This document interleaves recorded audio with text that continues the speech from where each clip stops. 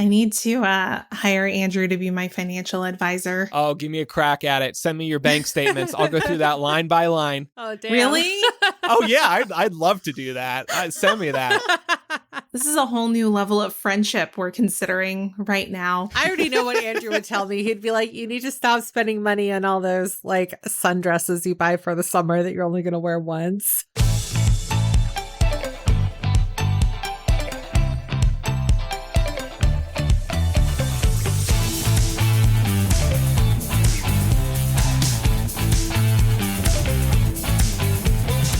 Welcome to Millennial, the home of pretend adulting and real talk. I'm Andrew. I'm Laura. And I'm Pamela. Happy Pride, and we will get to Pride stuff. Well, actually, I say happy Pride, but I really mean happy Pride? Yeah. And we'll get to that in a few minutes. Well, you want to know who's not having a happy Pride? Me. Former... all of us, but former President Trump, although I don't believe he celebrates, but, I guess we can check on that. Trump's lawyers actually went to the Justice Department yesterday, the day before we're recording this episode, to meet with special counsel Jack Smith and others. And from that meeting, there's a lot of speculation happening about indictments coming from the DOJ, which would be federal charges. Trump, of course, had a meltdown about this after his lawyers went to the meeting. I saw somebody tweet a screenshot of Trump's Truth Social meltdown, and they captioned it, "Well, I guess that's how Trump's lawyers meeting with the DOJ went." So keep an eye on the news for that. We certainly will. He said that Joe Biden illegally took documents from skiffs, and I was like, skiffs? Aren't those boats? And I Googled it to make sure I was thinking about the right thing. And yes, it's true. Donald Trump is alleging that Joe Biden took documents from boats at his beach home in Delaware. What is he talking about? All right. He's also alleging that Biden had like 1,300 boxes of classified documents, which is not true at all. So many boxes. You wouldn't believe the number of boxes. That's such a specific, excessive amount, too. 1,300. I know. I'm like, you picked a very specific number, sir. I wonder where you got that from. Exactly. And it is a big week for Republicans, actually, because there have been numerous candidates who have announced running against Trump for the 2024 election. So by now, everybody surely knows that DeSantis is officially in, the current governor of Florida. He had a messy launch to his campaign. He launched it on Twitter Spaces, which was, surprise, a disaster. Thanks in part probably to Elon firing 97% of the people. That's a real number, 97%. 97 out of 100 people were fired from the Twitter Spaces team. So yeah, it crashed. It was a terrible way to announce a campaign anyway. Don't you want to be in front of people who are cheering for you and not Bitcoin bros who are like forgetting to mute and unmute their microphone? There's no visual. It's strange. It's strange. Former VP Mike Pence announced he is running. Former New Jersey Governor Chris Christie, who fought against Trump in 2016, is also running. And some others. So it's going to be a crowded field. And this isn't great news for us because we're going to see the vote get really split up amongst many candidates.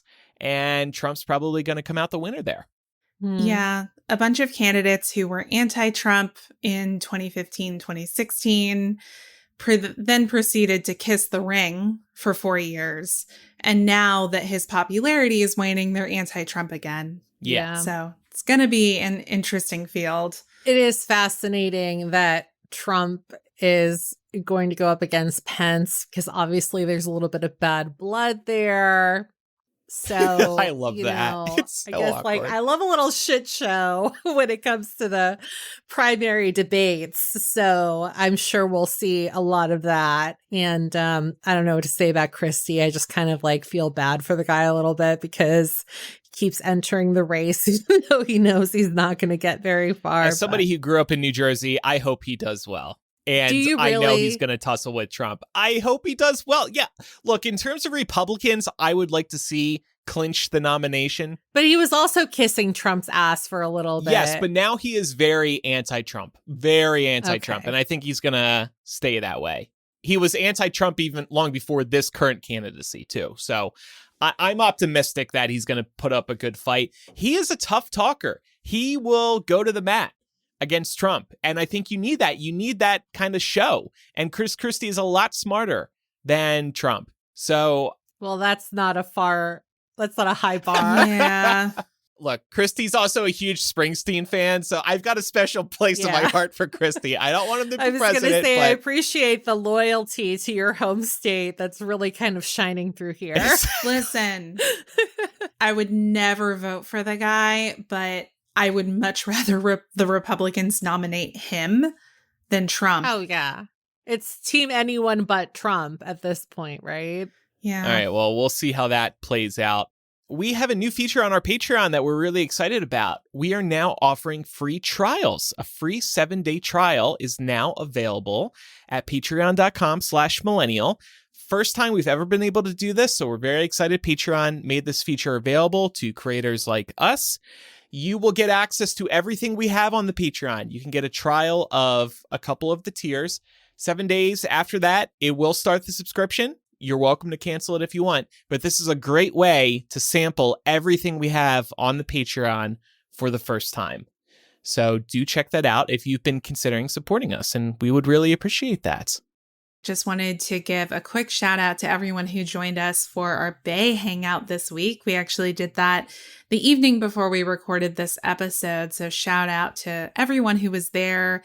Sean, Laura M, Liza, Tiara, Sarah, Angeli, Justin, and JY. It was great to see all of y'all. We had a lot of fun. We had a really spirited conversation about 90s product nostalgia. It was very targeted. We talked about Beanie Babies and Pokemon and all the cool toys you got in Happy Meals as a kid. It was good stuff. And how we're still hoping our Beanie Babies are going to be worth something one day, and it's not looking good. Yeah. Yes, they're not. Yeah, that was one of those, and I said this at the end of the Bay Hangout, it's one of those installments where I was like, I kind of wish we were recording that and releasing it as an episode. Like, it was just that entertaining, I thought. It was fun. Yeah. So thanks to everybody who shows up for those. It's really nice to hang out with our listeners. So let's talk about Pride. We're going to focus today on the brand angle, because while I don't want to celebrate corporations leaning into Pride and air quotes supporting the LGBTQ plus community, there's been some very interesting stories that have developed over the past couple of months, and we felt the need to talk about them.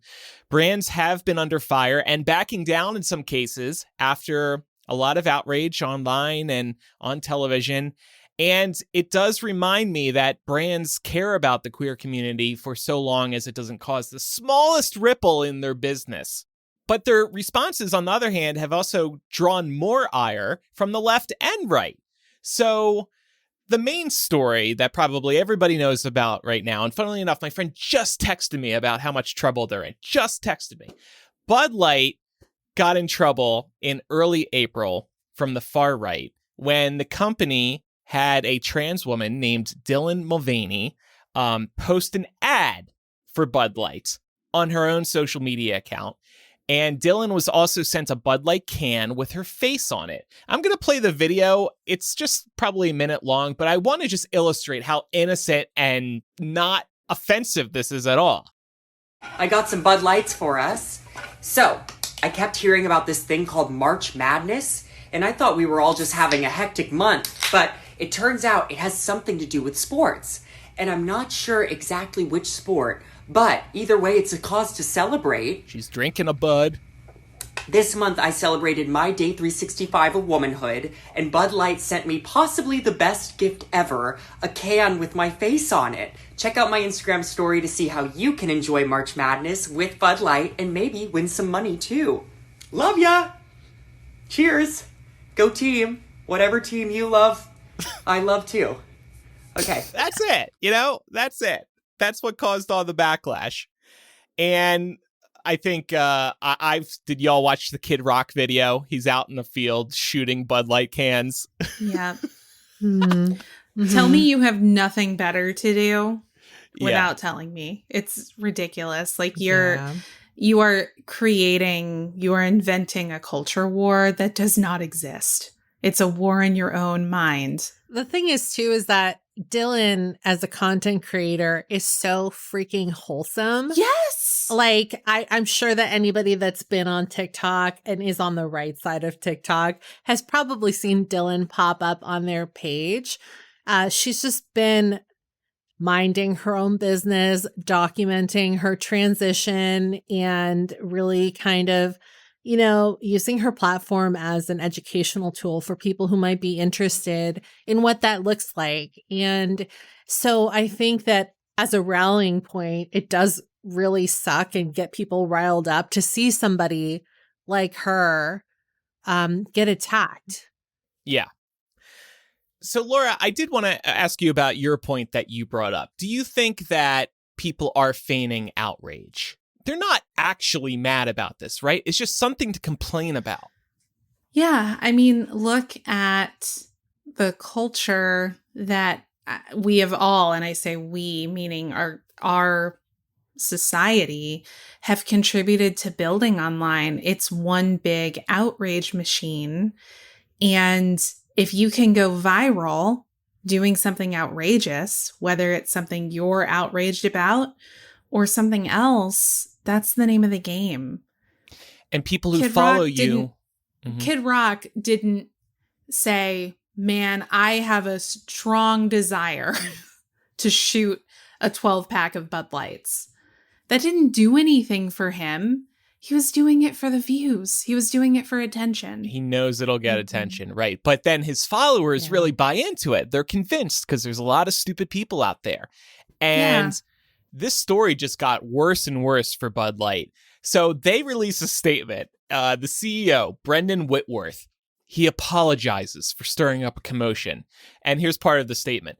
As the CEO of a company founded in America's heartland more than 165 years ago, I am responsible for ensuring every consumer feels proud of the beer we brew.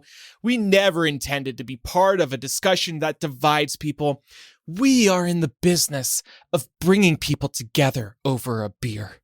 Brendan didn't address Dylan, didn't address what side he's taking. Just completely right down the middle, not getting into any details. So it was a terrible statement. But what's actually fascinating about this is we're now about 2 months out from when this outrage started. And Bud Light sales are still suffering.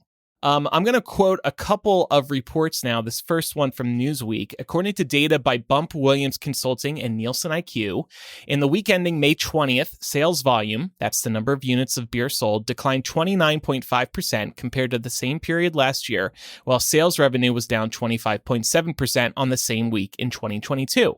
In the 4 weeks to May 20, Bud Light sales revenue, the brand's dollar income, was 24.3% lower than the same time last year, while co-brand Budweiser recorded a 10.5% hit in the same period. As previously reported in Newsweek, in the 4 weeks of April 29th, which covers the first month of the controversy, the beer brand saw an overall decline in sales revenue of 17.2% off a 21.4% drop in volume.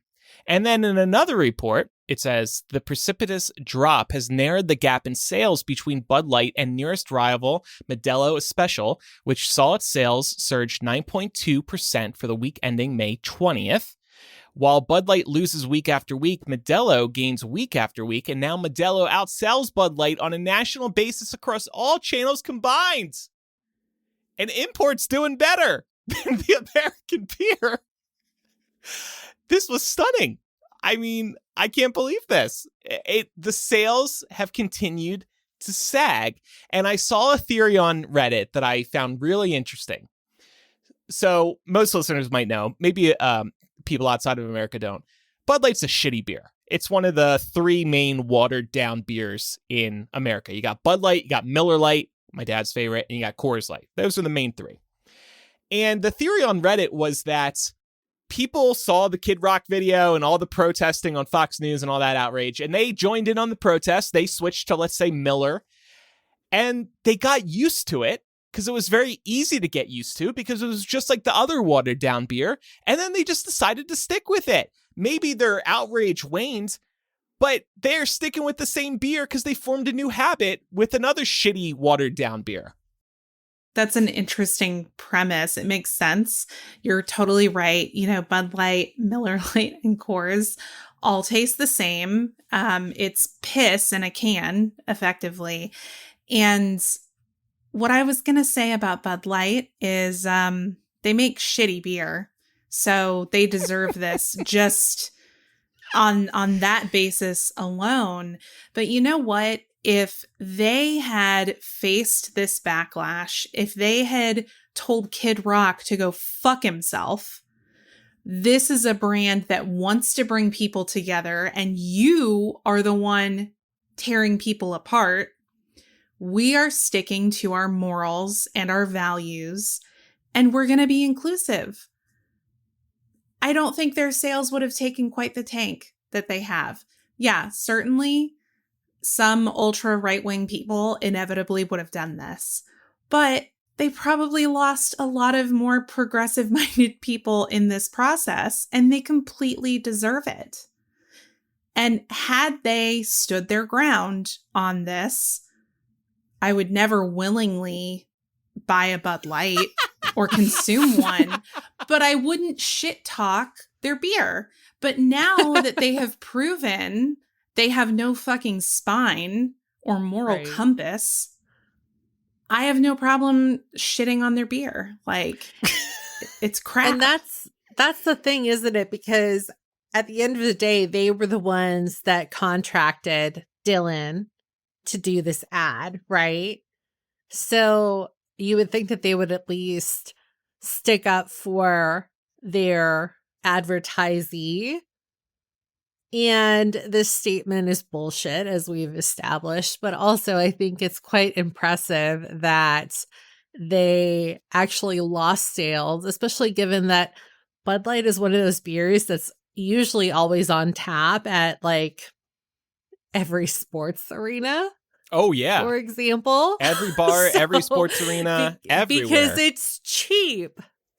Cheap, watered down. So that's fucking impressive to me, honestly, that they still managed to lose sales despite the fact that, you know, I know that like the basketball playoffs are happening at this point. I don't know anything about basketball, but like we're knee deep into baseball season too. Mm-hmm. So, and they've pissed people off on both sides of the aisle. Yes. Yeah. And I'll get to that more about what they've done to the gays. Actually, this is a nice lead-in because Laura is sitting here talking about how she hates Bud Light with all her heart, and I'm laughing hard because I have drank Bud Light over the years. Pretty regularly, honestly. It's not my go-to beer, but sometimes at a bar when I don't like the other options, I'm getting Bud Light. They have this Bud Light Next, which is a very crisp and light beer, almost kind of a little lemony. I've had that from time to time, too. I really enjoy it.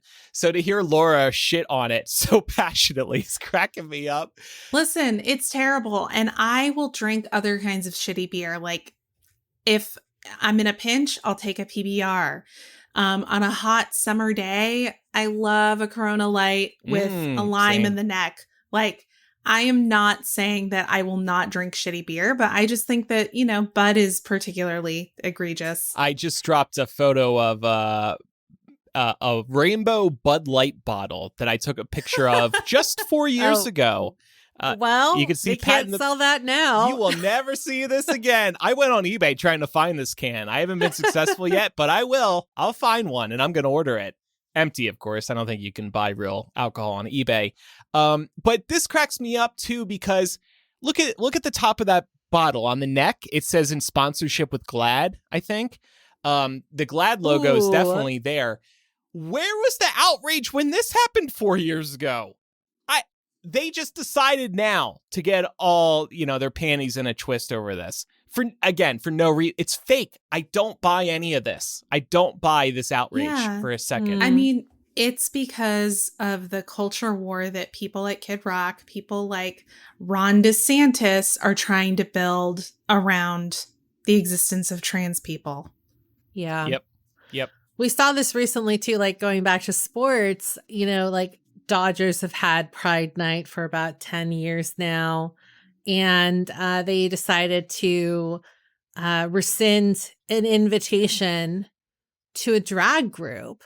And it was all because of just, the sheer outrage by far right Republicans that don't even really have a say in what happens on the West Coast. Mm-hmm. But the fact that, there was enough pull there for a West Coast team to completely rescind an invitation is really telling of, where we are in this country at this point. It's really sad. Yeah. I was also very sad about Target, but we'll get to that in a couple of minutes. The Dodgers did do an about face. They've decided to bring this organization back in, which is good. And, yeah, you make a mistake. I can't continue to be annoyed at the Dodgers. Mike Pence has been bringing that story up too, even in the last few days, by the way. But it's like, dude, we've moved on from this. Like, why are you digging up something from 3 weeks ago? But we've mentioned how people are outraged on the left and right, and I mentioned my Rainbow Bud Light bottle that I wish I still had. Especially back in LA, I had this group of gay friends who loved Bud Light. That's what they got at the bars. For 4th of July one year, we got 1, maybe 2 Bud Light kegs, and we were doing keg stands with Bud Light. I mean, gays like it too, and now Bud Light pulls this shit, and it pisses us off, so now I'm done with Bud Light as well, and all the spin-offs, and Budweiser. Not that I ever drank that particular brand, but also, and I love this, sidetrack, honest to God, my favorite gay bar in Chicago, maybe in America. It's a great gay bar. They have stopped selling Bud Light products, the Anheuser-Busch products. They've stopped. And several other gay bars in Chicago have as well. I applaud that. Good. Yeah, wonderful. Yeah. So now they're seeing boycotts from the left and right. And I mentioned a few minutes ago, as we started talking about this, my friend texted me about it. He said, I'm at a bar and some guy just walked in and was like, I'm here for a beer, anything but Bud Light. And that's probably a conservative, he's quoting. So they are just so fucked right now. And I love it. I'm sure some heads are going to be rolling internally at Bud over this. Somebody's going to get fired. So turning to a couple other brands that have been under fire, Target, this is the one that really bummed me out. For Pride this year, they teamed up with queer artists to launch a line of products for Pride Month, which is great. The merchandise began rolling out in early May in the stores. And since then, and I don't know, I didn't really catch this until Target made their announcement. There was some outrage over some of the products, and Target decided that some of the items would be removed from all stores. And they said they were doing this they were removing the products to protect their employees. Quote, since introducing this year's collection, we've experienced threats impacting our team members' sense of safety and well-being while at work. I was very upset to see them bend like this, and with a statement like this. Stand your ground, Target. Protect your employees. I totally agree with that. But were you really getting any threats or any backlash that was truly going to put your employees in danger? Call the far right's bluff. Say, you know what? We're going to stand up to this shit. You're pretending to be outraged. We're not buying it. We're proud of our associations with the Pride community. We're proud of these products we sell. Just let it pass. They'll be outraged, fake outraged. They'll move on. And the other thing is, like, unfortunately, people working in retail encounter shitty customers every day. There's a Karen walking in. There's no Crest whitening toothpaste today. She's losing her mind. This happens every day. What is different this time? It's a convenient population to scapegoat in order for Target's corporate leaders to not be uncomfortable and not face the prospect of somebody, God forbid, coming into a store and being violent over this, which could very well happen, whether they have the Pride merchandise or not, because that's the reality of the fucking country we live in. So in my mind, removing the Pride merch doesn't change the odds of that happening one way or the other.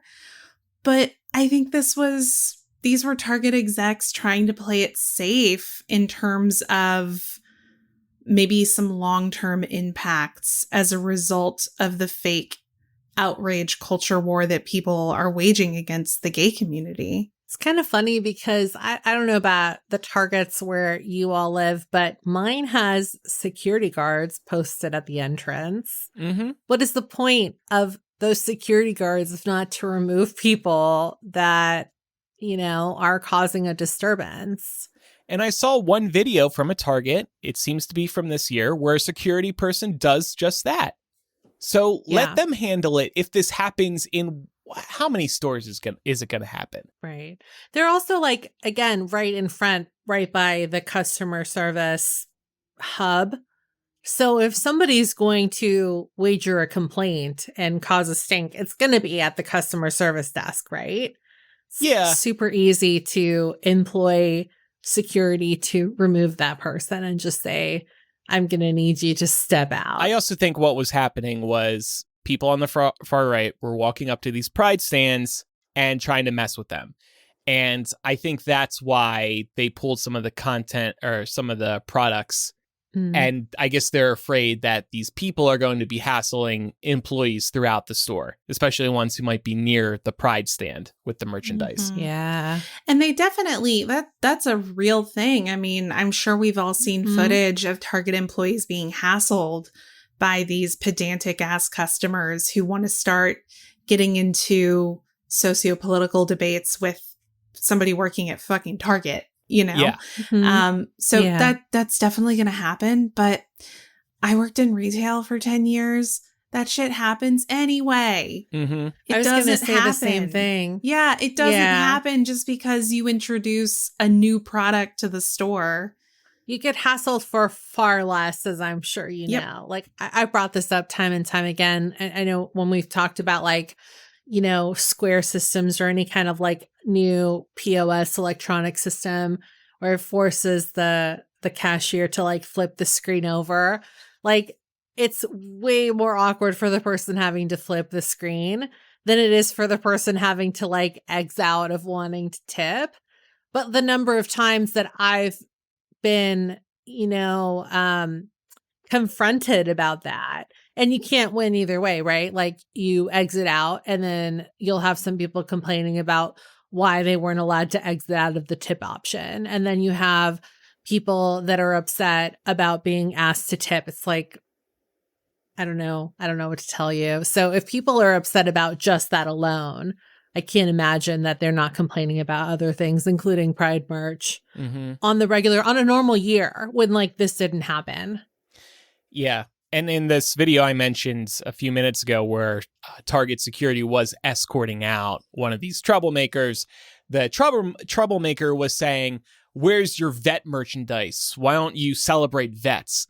And it's so that's dumb. not a section of the population that's being marginalized. We celebrate vets in this country every day. It's just their arguments are nonsensical, but they don't care and they don't even realize that. So again, I feel bad for the employees who have to deal with this, but I think Target should just be calling their bluff, calling the internet's bluff, and being we're going to stand our ground and this will blow over and that'll be that. And now getting back to gays and the gay community no longer drinking Bud Light now, and I know this is a privileged position of sorts, I'm not shopping at Target for a while because I'm pissed off about this. You're mad about the right? Well, guess what? Be concerned about the left too, because you've disappointed both sides now. Good job. Yep. I don't go to Target that much because it's one of the places I used to work retail. So it's kind of, it's triggering. I get a little triggered when I walk in there. And I hear the different commands coming out over people's walkies. I feel my back stiff Laura up. walks in. She's like, "Oh shit, I forgot my red shirt and khakis." Yeah. But yeah, I mean, there's that, but then also all of this, it makes it so much easier for me to say, yeah, I don't feel the need to go to Target now or ever, depending on what the future holds for this, Yeah. And I say it might be I might be speaking from a place of privilege just because I can shop other places. Maybe some people can't. It's the closest and only store near them and whatever. I mean, like, Yeah, it's I an hate to individual say decision. it because, yeah, obviously they have their own problems, but Walmart's right there. Most places probably have a Walmart within, driving distance of a Target. So yeah. Or even like my food store has like clothing too. It's like one of these mega food stores. That's kind of my Target now, and it's way closer than Target. Like Fred Meyer. Yeah, basically. They have everything. Yeah, one of those types of places. So, look, I'll miss the Target shirts. I'll just start shopping at H&M for basic t-shirts. Like I love Target's basic shirts, but not anymore. I'll just start going to H&M for those nice basics. And then we've already spent a lot of time on this, but just to address a couple other brands quickly, Chick-fil-A, of all companies, was under fire, allegedly, from the right. Again, probably feigning outrage. This one guy pointed out that Chick-fil-A recently-ish hired a diversity, equity, and inclusion lead. Laura, you said to me that this actually happened, like last year? But they're just noticing? No, this happened in the fall of 2021. So it's been a couple years. Yeah. And folks are just now noticing because one guy on Twitter pointed it out. With a poll in all caps was like, should we boycott Chick-fil-A next? I almost feel bad for Chick-fil-A. It's like they can't win. They officially can't win. Just like my favorite was people trying to, substitute Chick-fil-A for Raising Cane's, but then Raising Cane's put out a pro pride ad. So that was pretty great. And you know what? Chick-fil-A is delicious, but this is what happens when you rub shoulders with homophobes and fascists and ultra conservatives and anyone who wants to discriminate against a disenfranchised group of people. This is what happens. If you put a toe out of line and they don't like what you do, they're going to start talking about boycotting you. Not a toe out of line. Great way to put it. I think I've said everything I've wanted to say. I'm concerned about all of this outrage this year. I don't remember it being like this in our lifetimes. We've made a lot of great progress on equality in this country, for sure. But you can't help but feel when you look at stuff like this. Bud Light, I'm not surprised. Target, I'm surprised by. You can't help but feel like things are going backwards in some ways. And if we give the right an inch, the far right, I do want to make that distinction. If we give the far right an inch, they'll take a mile. And we can't keep acknowledging their bullshit. Because next, they're going to get mad that a simple rainbow is on a t-shirt. They already have. Yeah. You got to draw the line. You can't keep letting them win. Remember when they got mad that Pink Floyd anniversary album had a rainbow on it? Yeah, that the one that's always had a rainbow. It's always had it. Yeah. No, I mean, I think you're right, Andrew. It is worse this year. And it's no coincidence that there have been a record number of anti-LGBTQ legislations passed on the state level. So many places in this country. I know Florida is the most popular sort of punching bag for that discussion, but they're not the only ones. Mm-hmm. So it's no coincidence that we're starting to see corporations starting to move and align a little bit around where the culture is currently at. And it's really disheartening because I remember going to New York Pride right after gay marriage got legalized by the Supreme Court in 2015. And man, all those brands, every single brand we talked about here today and more were out there with their rainbow floats, with dancers and partying and handing out swag. And look at where they are now. We will end this segment on a brighter note, but first, there was another story recently that we thought we should call out, right? Yeah, I mean, with everything going on, the Human Rights Campaign has just in the last couple of days declared a state of emergency for LGBTQ plus Americans in light of all the state level legislation that I was just talking about. They're saying that it's more, it's never been sort of more dangerous since all of the progress that we've made for somebody to be queer in this country.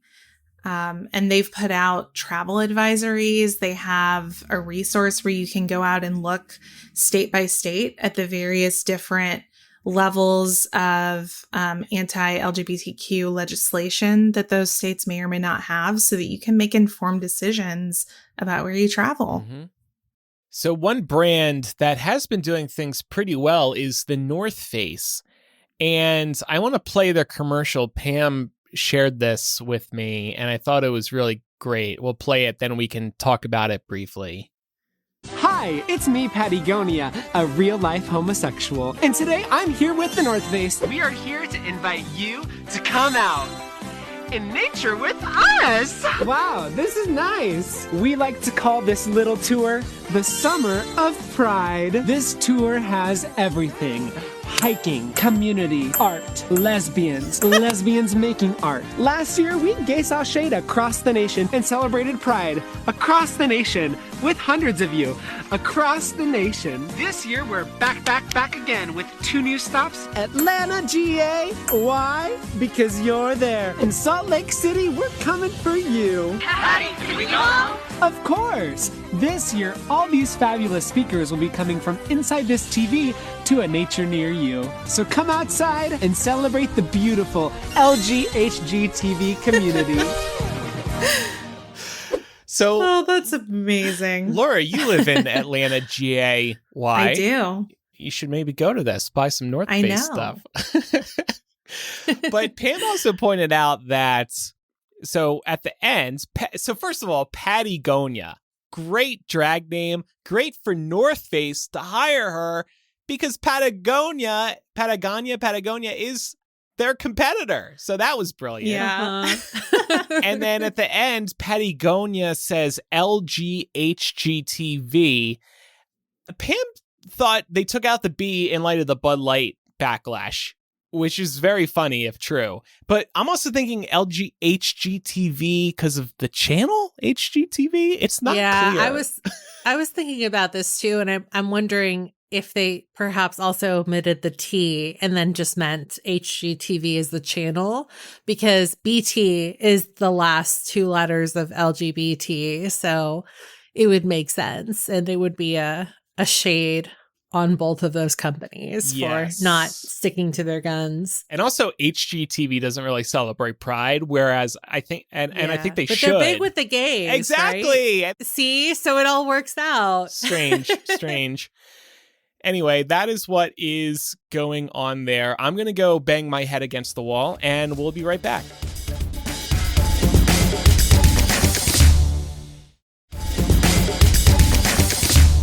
Okay, I've got a nice bruise here. And Laura, what else has been going on lately?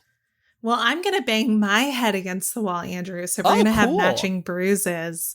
So wanted to definitely take some time to talk about this episode. It's very relevant right now.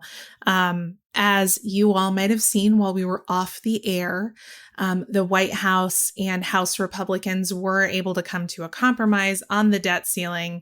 So President Biden has signed a bill out of Congress that increases the debt ceiling and pushes any further negotiations about the debt ceiling out until January of 2025. So we're fortunately not going to have to watch this shit show happen during an election year, which is a plus. But a very important part of the debt ceiling agreement that Democrats and Republicans in Washington reached related to student loans, among other things. Not saying that student loans are more important than what else the bill contained, but we know that a lot of our listeners have student loans, and we want to make sure that everybody's up to speed on what to expect here. So, as part of the debt ceiling negotiation, Biden is not going to be able to extend the payment pause that we've all been enjoying for the last 3 or so years. Now, what's interesting about this, and what kind of feels like a false victory that Kevin McCarthy has been crowing about, is that Biden had already taken the position that the pause was going to end 60 days from June 30th. So somewhere end of August, early September. And this bill lays out the same timeline. So McCarthy, I think, was able to go back to House Republicans and in some cases tell them that, sell them on this idea that Republicans had gotten something when it came to student loans, but they really didn't because this was already coming. If y'all will remember when we talked about the Supreme Court taking up the case about Biden's student loan forgiveness program, the administration came out and said payments are restarting at the end of August, regardless of what the Supreme Court decides. So that deadline was already on the books. But prior to this whole debt ceiling shenanigans, there were some speculations that maybe Biden would kick the can down the road one more time because we are going into an election year. However, he won't be able to do that now. So we do know that we are ending this 3-year period where millennials could actually afford things because they weren't stuck paying their student loans. It was nice while it lasted, y'all. But we want to talk a little bit about how we're feeling about this, how our listeners are feeling about this. We polled some of y'all and get some recommendations on the books for how you can best be prepared for your student loans to resume repayment this fall. But before we do that, I wanted to note a couple of things. The Biden administration is reportedly eyeing some extended flexibilities to ease the transition into repayment so that it's not like we're going into repayment with no lube. You know what I mean? It's been 3 years. A lot of people have probably had changes in income in the last 3 years. Our assholes have dried out as well. So lube is really important. So one of the possibilities they're looking at is not forcing people to recertify their income levels immediately. So when you do start repaying, you'd be repaying at the levels that you were paying back in 2020. So if you've seen any kind of change in income during that time, this will hopefully help. And another thing I just wanted to say quickly here, big fuck you to Senators Manchin, Sinema, and Tester. Sinema is, a recent independent, but they're all effectively right-leaning Democrats. They helped to pass a Senate bill that would make borrowers pay back the interest that didn't accrue during the pandemic pause. Biden vetoed it, and it was never going to happen. He was never going to sign that bill. But way to step out of line with your party's objectives, way to tell voters where they stand with you, way to tell what will be the largest block of voters in the next couple of elections to go fuck themselves. Yeah, that's just evil. Yeah. That's evil. I mean, what are you saying to them? Is this supposed to be a thank you gift back to the government for putting your loans on ice for a few years? Now give us money. Let us profit off of you. Yeah.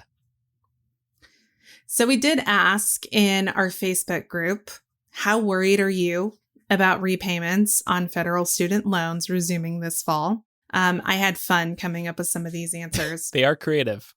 Yeah, your options to choose from were cool as a cucumber, existential dread is my middle name, not paying, I forgave my own loans, and a member of our Facebook group, Curtis, added a fourth option, I never took out any student loans. Rub it in, Curtis. Rub it in. Yeah. Must be nice for that 21% that was smart enough not to Laura do that. tried to will that possibility out of existence by not including it in the poll. Yep, but it ended up there anyway. But wanted to call out that 39%, the majority of people who voted in the poll, said they're cool as a cucumber. They are just accepting it for what it is. And they seem to feel like they were making it happen before the pandemic, so they can make it happen after. The existential dread crowd was 26%. I fall in that crowd. And the not paying, I forgave my own loans, 14%. That was only a couple of people. One of them was my significant other, Mark.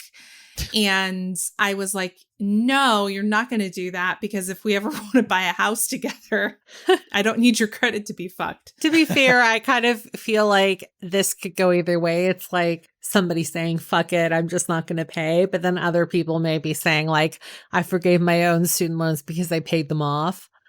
So, True. Yeah, it's possible that, there's a chunk True. of people that are just out of the hole, which is great for them. Yeah, I was reading it as the latter personally.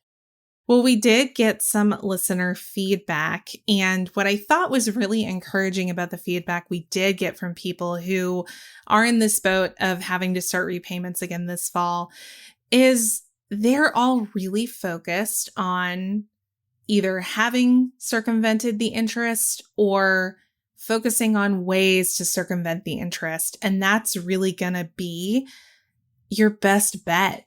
We have no guarantees about how the Supreme Court is going to rule on Biden's debt forgiveness plan. You may have more student debt than what Biden's hoping to forgive.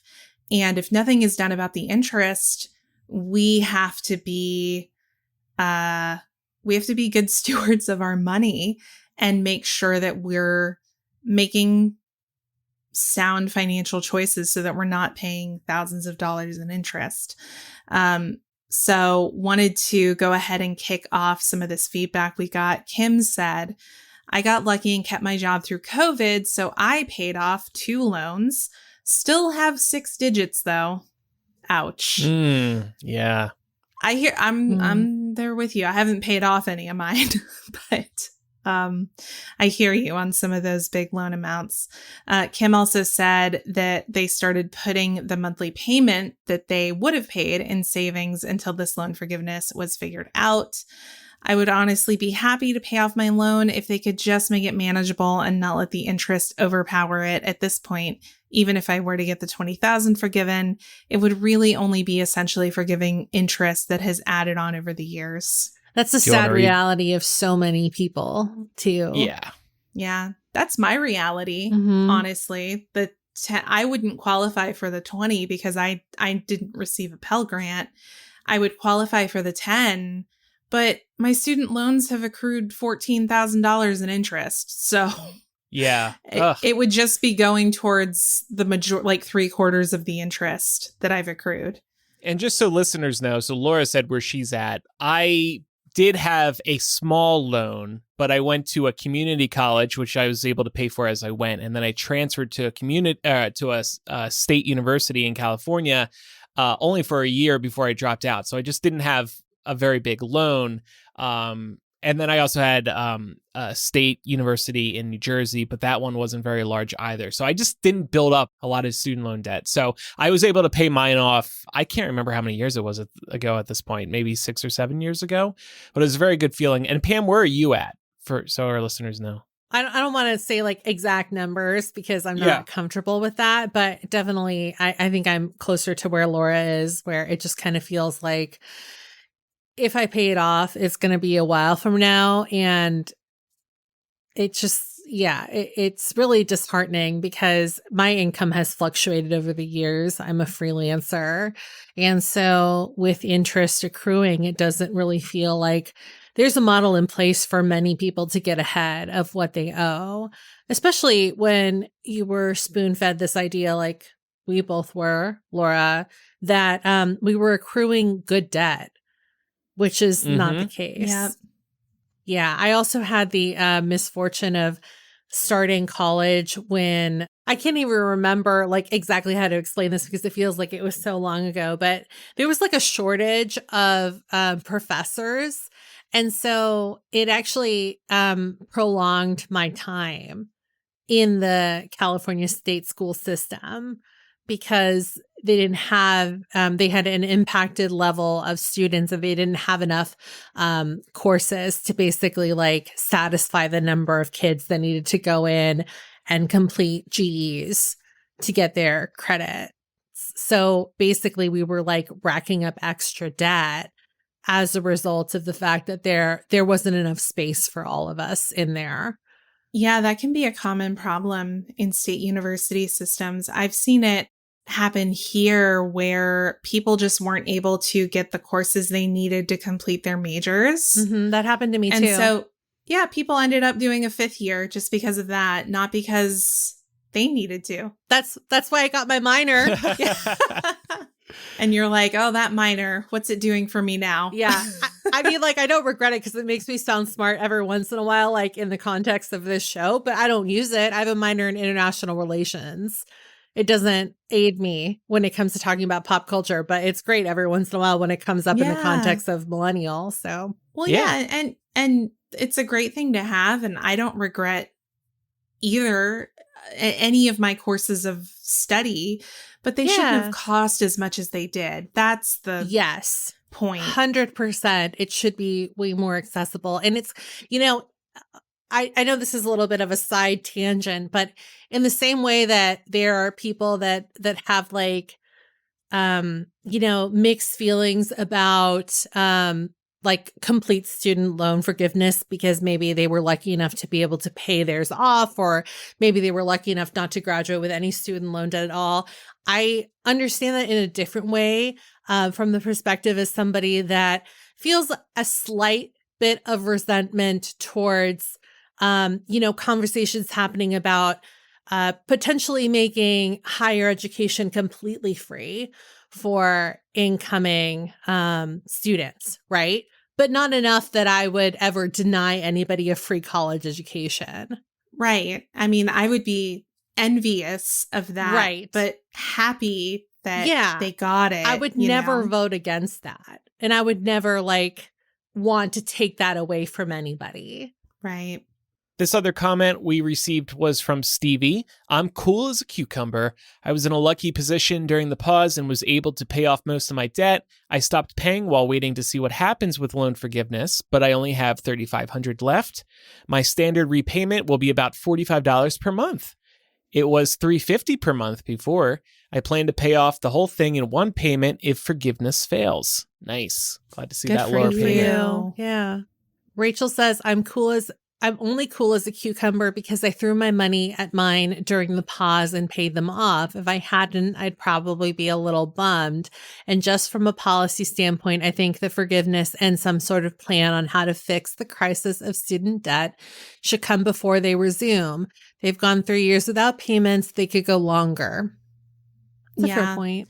See, that's the thing too, is it's been speculated that when student loan repayments start, 40% of borrowers are likely to default because they're not going to be in a position to be able to make the payments. And if we're concerned about the economy, that seems like the wrong move to be making. Right. It's not going to like line America's pockets in any way if people aren't actually funneling money in. So. And then our last comment here was from Raquel. Raquel says, I'm on a payment plan of $0 a month because I don't make enough to pay, but I have still been paying between $25 to $50 a month. So I paid off quite a bit over the last 3 years, thanks to no interest. That's fantastic. So yeah, a lot of people, it seems like, took advantage of the no interest to get that principal down, which was a very good move. And I wanted to add here that on the note of interest, the Biden administration has proposed significant changes to the income-driven repayment programs that would ultimately cap monthly payments and eliminate the accrual of interest so long as you're making your payments on time. No idea if this is going to go anywhere, but I fucking hope it does, because if they put in that provision that effectively made it so you wouldn't accrue any more interest, I would throw every last fucking extra dime that I have at my student loans to get them paid off. Take my money. Like, incentivize me to pay these. I still remember like the first payment I ever had to make. And I was already smart enough to understand that like the amount that I paid, even if I had paid a little bit extra, would not even like go towards chipping away at the interest at all, basically. And it is really disheartening to just like see that go up and up and up. If they would just like eliminate the base interest on like all student loans and then just like get rid of interest going forward, like you were saying, I just think that it would just be so much more manageable. Agreed. With that in mind, Pam, I wanted to ask, I know I have some thoughts about this. What are we doing to prepare for payments to resume this fall? Well, I'm very glass half full when it comes to student loans in general, although obviously we always hope for the best. We're manifesting for the best possible outcome because how could you not? But I've just basically been saving those payments away and trying to, invest them properly because I always just kind of figured that we would have to start paying them back eventually. And so then any money accrued towards that, I could potentially chip away at the interest on my loans at least. Yeah, you and I are in the same boat. We talked about high yield savings accounts on the show a couple weeks ago. That's what I've been doing the entire pandemic. The money that I would have paid to my student loans, I've just been putting in that high yield savings account. And I think my plan is going to be, I'm very interested to see how SCOTUS is going to rule on Biden's forgiveness. But I think my plan is right now, before the pause ends, I think I'm going to take that money and just make a lump sum payment to knock down the amount of debt that I have before the interest starts ticking again. Yeah, why not? I feel like that's the only thing that I can do. Yeah. At least it'll start you with a lower amount so that when the interest kicks in a month after repayments start, it'll be a little bit lower. Right. Speaking of those high yield savings accounts, by the way, my mom heard our discussion on those. Oh, did and, she? What was basically our big Apple ad, and she got in on that. And she got that bonus that Apple was offering too, that $75 credit just for signing up. Yeah, pretty nice. Nice. I've got some tea about that the giant Apple ad that we did and like the Apple Card and stuff, Andrew. Maybe I'll save it for after dark. Okay. All right. Is this our conversation? And no, it's somebody who listened to our conversation and got an Apple Card. Oh, okay. Another one. Interesting. Wow. Damn. You're welcome, Tim Cook. Send me a free headset, reality, whatever it's called. But wanted to see if we had any other financial recommendations that we would offer to help people be able to afford their monthly payments. Andrew, I know you had a couple here. Yeah. So when we were thinking about this, I was trying to think of something broader than bigger than cancel your Netflix subscription. People might remember that a couple months ago, I recommended, I feel like I've been doing a lot of ads for this too, Visible by Verizon. This is their very cheap cell plan. I'm paying $30 a month. I'm getting great service. I've been all over this country this year, and I've had no problems with service whatsoever. So I definitely recommend that. That could easily save $40 a month on your phone bill. And then I was also thinking, shop around for if you got home insurance, renter's insurance, pet insurance, car insurance. Shop around for alternative plans that are going to be cheaper. I switched to the Costco home insurance plan. I'm saving a lot of money. I switched to Geico for my car insurance. I'm saving a lot of money. One insurance company is going to be different than the other depending on where you live and your history. But altogether, over the last few months, thanks to all these things that I'm mentioning, I'm saving at least $120 a month. And if you start looking at some of these bills and being like, wait, do I really need to pay that much? You might be able to get to a big amount of deductions like I have. And that could be a good way to get back into repaying your student loans, help ease the transition. It's a great idea. I need to look into some of that. I fucking love saving money like that. Oh, these recurring I know. It is a subscriptions, rush, the big isn't ones. it? Yeah. Oh, it's such a good feeling. I need to hire Andrew to be my financial advisor. Oh, give me a crack at it. Send me your bank statements. I'll go through that line by line. Oh, damn. Really? Oh, yeah. I'd love to do that. Send me that. I can't wait. Wow. I hope there's some OnlyFans charges on there. This is a whole new level of friendship we're considering right now. I already know what Andrew would tell me. He'd be like, you need to stop spending money on all those sundresses you buy for the summer that you're only going to wear once. My recommendation would be, if you can pay a little more, even if it's just a few dollars per month to your principal, do it. As we've established, interest is a killer on these loans. A lot of us have interest rates in the 5 to 7% range, which, to really drive it home, the federal government loans money to banks for like less than 1%, but they're profiting off the backs of people seeking an education before they even have the means or the job history to be able to substantiate their need for those loans. It's pretty ridiculous. So doing whatever you can to minimize the interest accrual is going to be huge. You can cut years off your repayment timeline if you're able to dig into that principal and get that paid off even just a little bit sooner. Fuck interest. And that applies to a lot of different types of loans. For real. See, and you know what? The administration has done so much consumer protection on that front when it comes to interest rates and credit cards.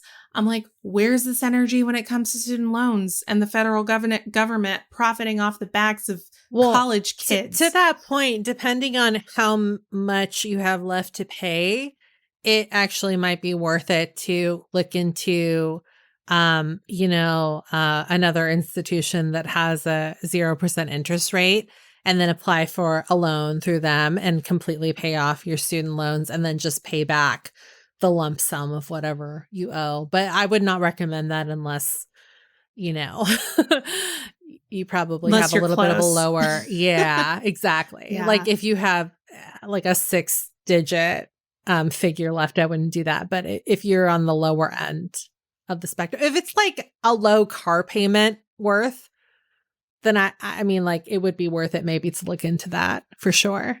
Well, when the end of August gets here and we have to start making those payments again, Pam, you and I can have like a cry sesh here on the show. Just get really drunk and cry together over Zoom. Push the button to make our first payment. Push it through tears.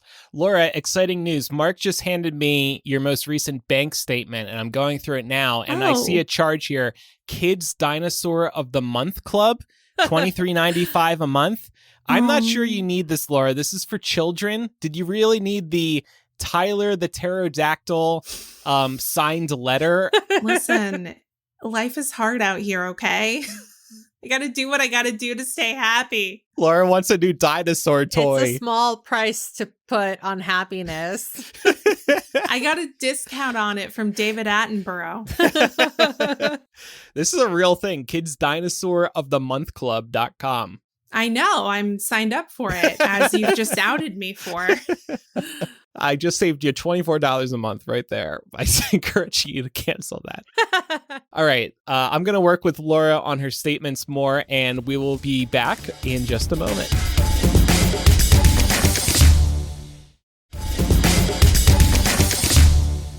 So this week I wanted to talk about HBO's newest buzzworthy series called The Idol.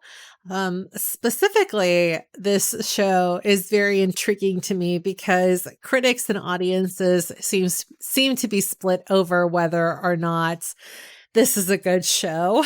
So to back things up a little bit here for anyone who doesn't know, the show stars Lily Rose Depp as a struggling pop star named Jocelyn, and she strikes up a really turbulent relationship with a self-help guru who owns a club, and he is played by The Weeknd of music fame.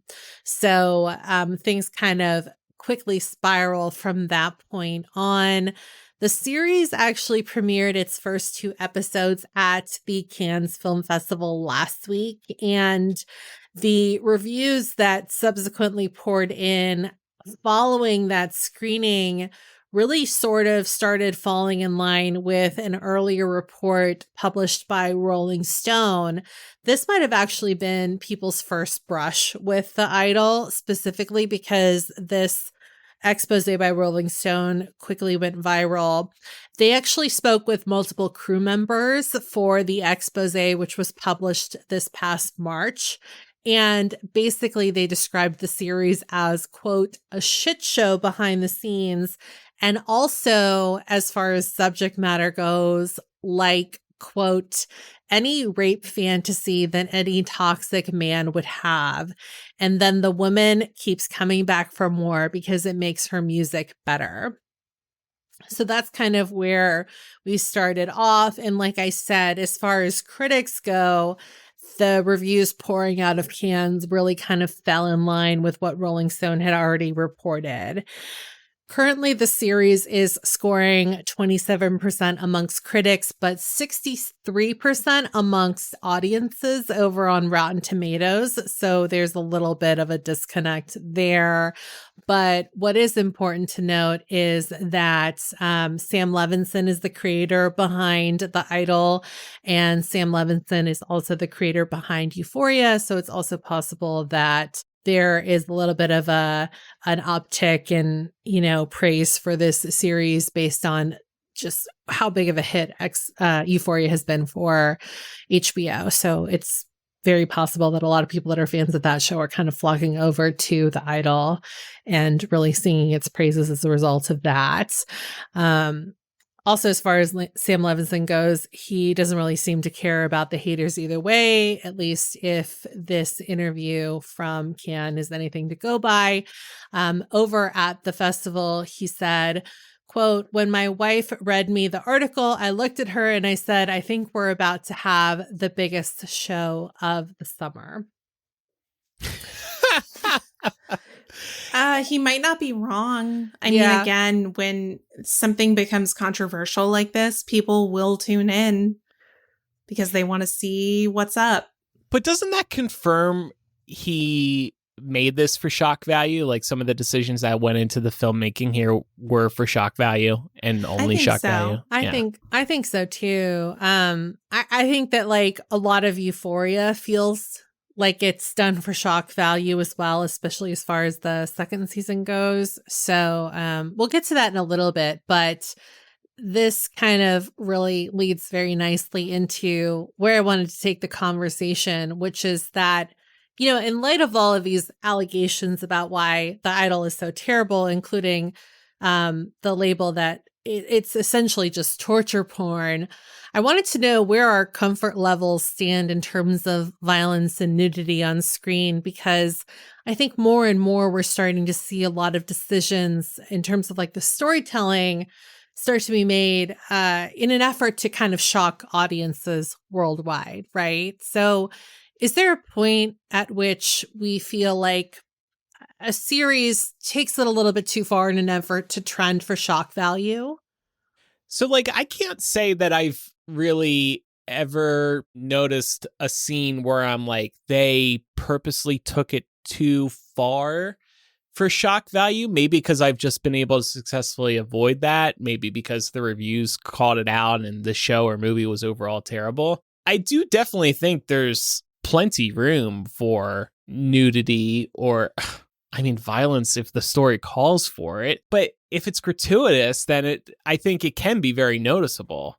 Yeah, and that's where I draw the line too. If the nudity or the violence doesn't somehow serve the story in terms of propelling the story forward or helping you to better understand why certain things are happening and why certain people are doing what they're doing, if it's just there to shock people and you can't articulate what the purpose of that scene was for the overall story, that's when I will lose interest in a show.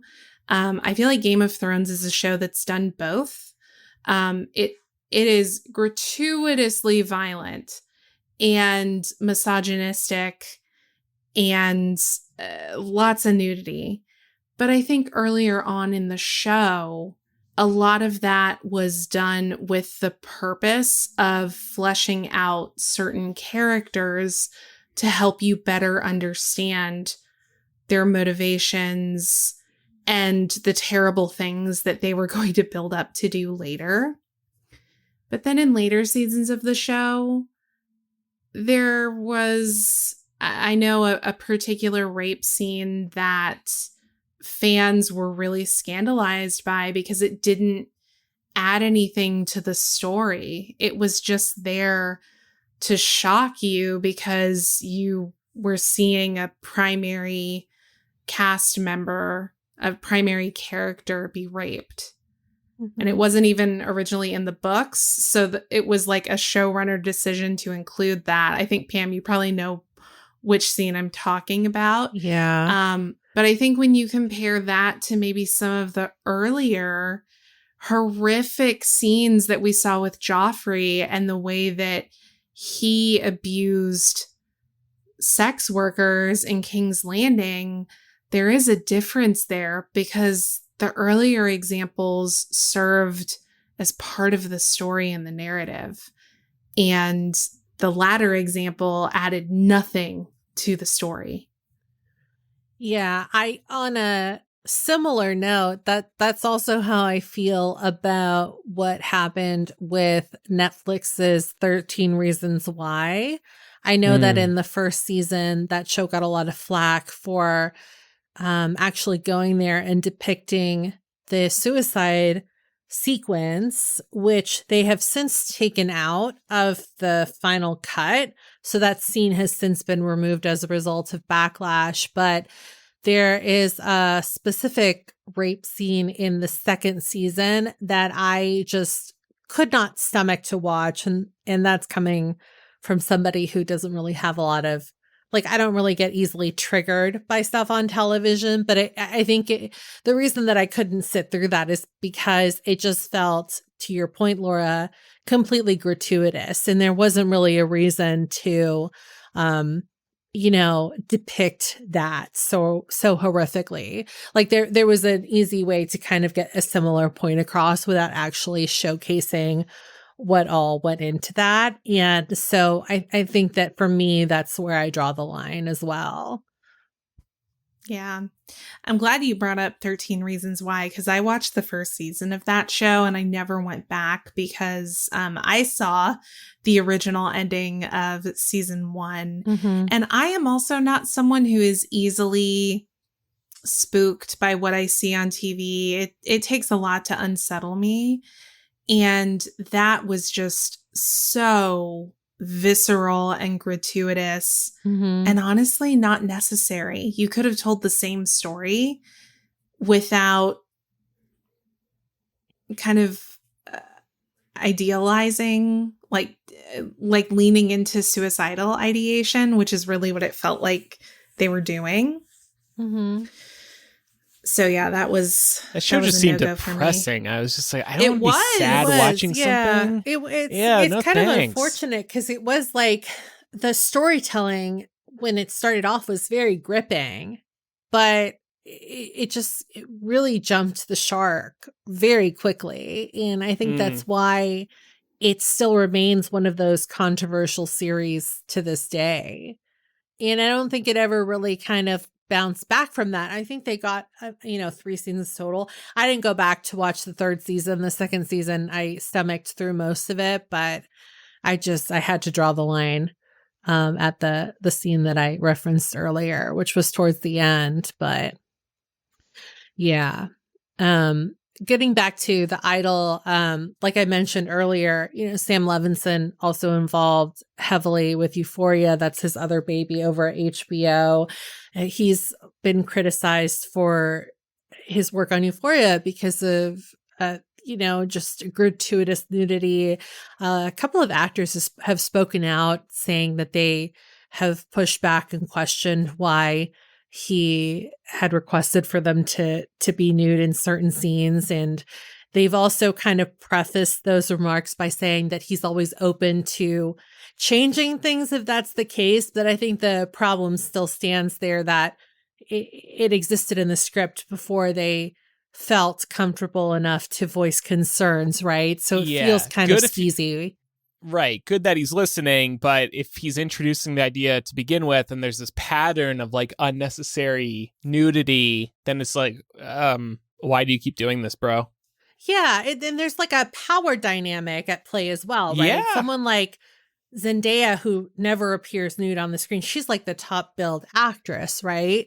obviously she has more pull in the negotiation that goes on behind the scenes as to whether or not, or like what part of her body we see. But somebody that's a newer actor that is featured on a role probably doesn't have that same courtesy. Even someone like Right. Sydney Sweeney, who has risen really high as far as fame goes, probably has more sway on that set than someone who isn't her. So, Right. I had a hard time getting into Euphoria. yeah, I was going to ask you about that because I know you hinted at that when we've talked about it before. Yeah. And it's, I don't even know if it's necessarily the gratuitous nature of anything.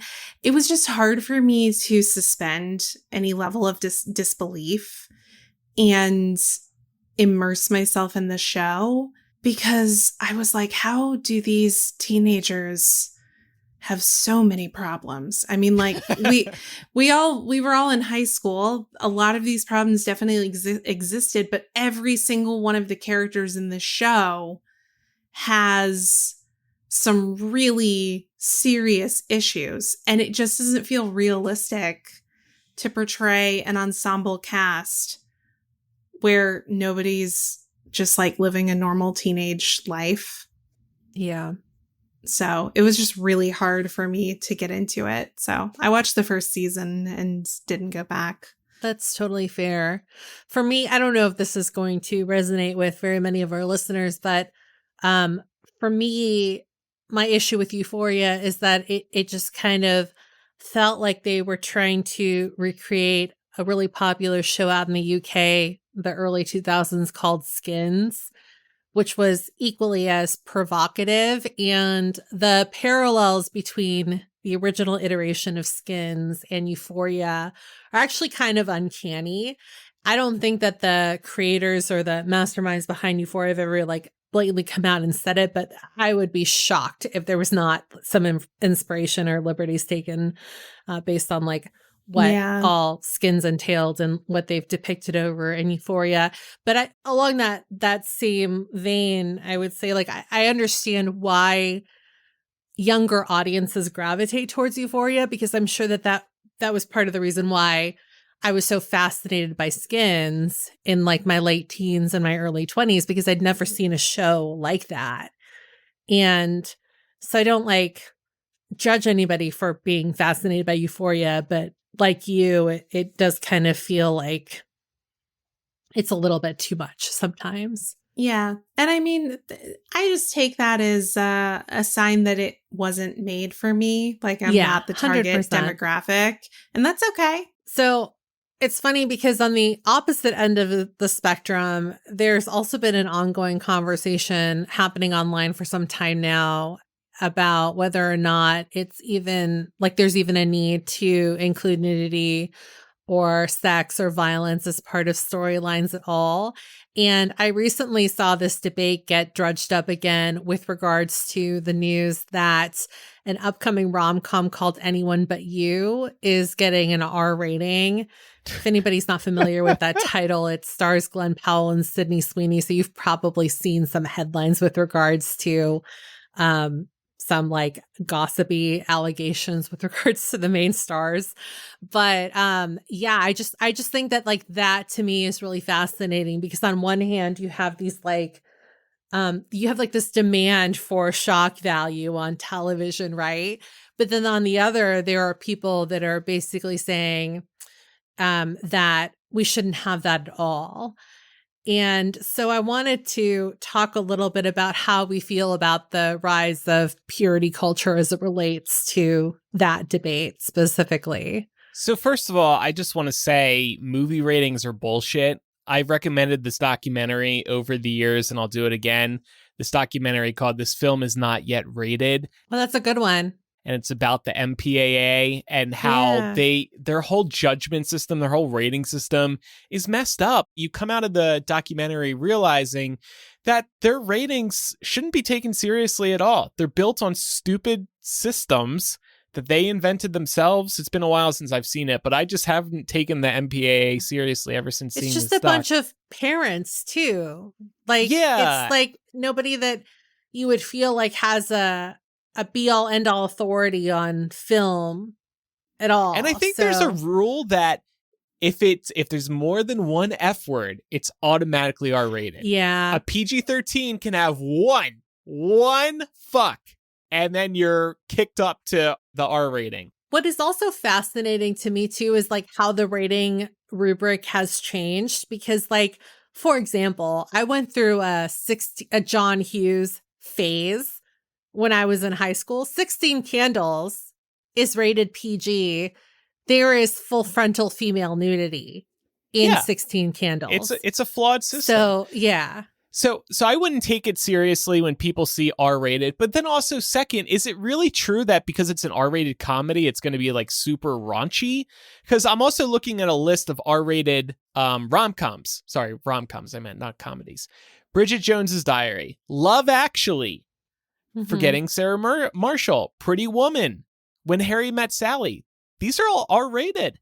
Yeah. But they're not traditional R-rated movies that you would think of. Yeah, there's nothing like super hyper explicit in any of the examples that you have pointed out, as far as I can remember. You definitely see a dick in Forgetting Sarah Marshall, like in the beginning of the movie. Oh, that's right. Yeah. But Laura, in Pride Month, we can't say that a cock automatically means your movie should be R-rated. I mean, so I good agree. example. It's just, good point. I agree. It's just a body. Yeah. It's just a body at that point. Like, do we really need to be handing out our ratings for the something that funny thing- everyone has? The funny thing too is that the way that like the MPAA rates male bodies versus female bodies is so backwards. Like, like usually full frontal penis is NC-17 because, you know, God forbid we see a penis.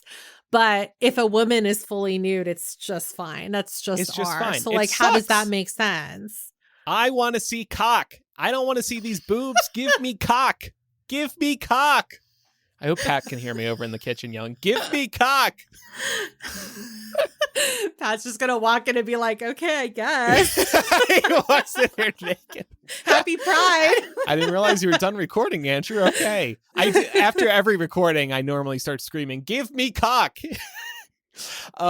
So I just look at these TikTok comments and I assume people are assuming like these movies are just going to be loaded with F-bombs in particular. And it's going to be like a Seth not why they're Rogen. clutching their pearls if it's just over the word fuck. Like, Maybe my read's wrong, but I'm just thinking they assume it's going to be dirty language because this one comment says, I like my rom-coms cutesy and full of fluff. I bet this will still be cutesy and full of fluff. There's just going to be 2 F-bombs in it. Yeah. And Love Actually was that way. Love Actually was cutesy and full of fluff, but it also had an entire storyline about 2 stand-ins for porn stars falling in love while they were filming scenes and it was together. the most wholesome relationship It was in the whole movie. Andrew still doesn't see Love Actually, and I feel like we have to remedy that. I know, and I betrayed you, Pam, because I promised I would see it over Christmas, and you were going to And you watch. didn't. And I watched A Christmas Story just for you. I'm sorry. I can't trust This Christmas. Andrew. This Yeah, Christmas. maybe we should Live do a commentary. commentary. Yeah. Yeah, just force me that way. That's a good idea. Before we wrap up today, just wanted to preview what's coming up in After Dark this week on our Patreon, which, as a reminder, you can now get a 7-day free trial to. We're going to talk about family vloggers and if they go too far or not. These types of vloggers, in my opinion, they haven't sat right with me. They vividly capture the life of parenthood and their children, and they have become mega popular. And of course, they're probably making a lot of money. Recently, one couple announced they were no longer adopting a child from Thailand because they wouldn't be allowed to document the child online for the first year. And that was a deal breaker for them. But it's just a good reminder of how disingenuous family vloggers can be, I think. So we're going to talk about that, and then we're going to spin it off into a couple other examples, including the concern children must have in their later years about their early childhood being documented on social media. So we'll take a few different angles today in After Dark. If you pledge at patreon.com/millennial or you subscribe via Apple Podcasts, you will get Mega Millennial, which is Millennial, ad-free with After Dark at the end. So some of our great content all wrapped up in one file. And you can listen to Mega Millennial in your favorite podcast apps, except for Spotify for now. Spotify will hopefully remedy that by the end of the year. And then, of course, we have lots of other benefits, including the executive producer tier. That's our newest tier. And you get access to 2 of our planning meetings every month. And this last one went for a pretty long time. And I think it was like a good hour. And they're always a lot of fun. So many more benefits too, all at patreon.com/millennial. Thanks everybody who supports us. And now let's get to recommendations. I want to recommend going to see Spider-Man Across the Spider-Verse if you haven't had a chance yet. It is the direct sequel to the original Spider-Man Into the Spider-Verse film that came out in 2018. It's so good. It's an animated feature, but this just, I think, takes animated features to a whole new level. It is stunning, and it was actually better than the first one, which is saying something because the first one was really, really good. But the story combined with the artwork in this one is just really a sight to behold. So definitely recommend heading to theaters to check that one out. I saw it. I agree with you. A couple people in my theater were disappointed by the ending, though, because it's a huge cliffhanger. Yeah. They were like, wait, what? I wasn't expecting that, which is kind of funny because Laura was, when she was telling us about this movie during our planning meeting, she was like, oh, there's going to be a threequel. I was like, okay, she sounds pretty sure. She was quite sure, yeah. Yeah, and now I understand why. I also right, you got to the end and you were like, oh, okay. Packed house, by the way, on a Monday night. I saw it last night. The theater was packed. Yeah, I like to go on what I assume are off times at the movie theater. Boy, was I wrong. Not for Spider-Man. Probably no off times for Spider-Man. I wanted to recommend Variety's Actors on Actors episode with Katherine Heigl and Ellen Pompeo. I specifically want to recommend this if you are a fan of Grey's Anatomy. Obviously, both Katherine and Ellen starred in Grey's Anatomy as Meredith and Izzy, and I just think that it's such a fun episode. I love tuning into these little series that Variety does in general, but this one was especially fun because they reminisce a lot on what it was like on set in the earlier days of Grey's Anatomy. Katherine also talks about her exit, and Meredith does as well because she's finally leaving after 20 some odd seasons. So especially if you're, a fan of this show, then I think that this is like one that you should tune into for sure. It's about 55 minutes and it's free to watch on YouTube. So go check that out if you're a fan of Grey's Anatomy. We have spoken over the years about Spindrift. This is a great dry seltzer with a little bit of real fruit in it. Lots of different flavors. All of them are very good. Pam turns me on to Spindrift Spiked, just like a Truly or a White Claw. But these, just like the normal dry Spindrift, have real fruit in them, but just a little bit. It's just a little hint of fruitiness. And Pat and I went to San Diego over Memorial Day weekend, and I went into a liquor store and I saw 2 different variety packs of Spindrift Spiked. I bought both. They were pretty expensive, but since I hadn't bought them before, I decided to splurge. And man, were they good. They don't have them in Nevada right now. In fact, they're only currently in New England, Chicagoland, Colorado, Florida, Kansas, Minnesota, New York, North Carolina, Oregon, South Carolina, Southern California, Tennessee, and Washington State. 13 areas of the country. Hopefully they're going to roll out nationwide. But man, so refreshing, Pam. I loved every flavor. And I can't normally say that about these hard seltzers. If you live in one of those areas, definitely check them out when you're at the liquor store. If you have any feedback about today's episode, you can email millennialshow.com, or you can use the contact form or anonymous confessional on millennialshow.com. Also, make sure you're following the show in your favorite podcast app so you never miss an episode, and do leave us a review if your podcast app allows you to. We really appreciate those. And last but not least, follow us on social media. We're Millennial Show on Instagram, Twitter, and Facebook, and then over on TikTok, we are Millennial Pod. After Dark starts in a moment for patrons and Apple Podcast subscribers. Thanks, everybody, for listening. I'm Andrew. I'm Laura. And I'm Pamela. Bye, everybody. Bye, y'all.